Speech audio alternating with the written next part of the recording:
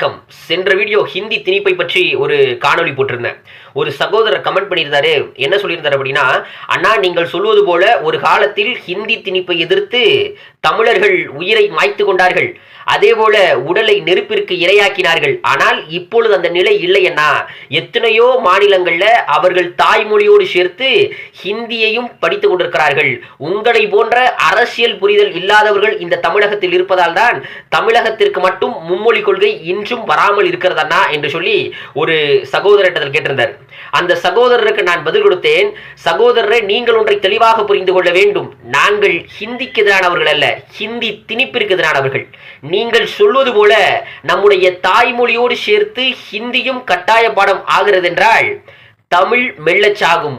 ஒரு நாள் ஹிந்தி படித்தவனுக்குத்தான் வேலை என்ற நிலை இந்த தமிழகத்தில் உருவாகும். அந்த நாள் வந்துவிடக் கூடாது என்பதற்காகத்தான் அண்ணாவில் தொடங்கி இந்நாள் வரை போராட்டம் தொடர்ச்சியாக நடந்து கொண்டிருக்கிறது என்று பதில் கொடுத்தேன். நன்றி.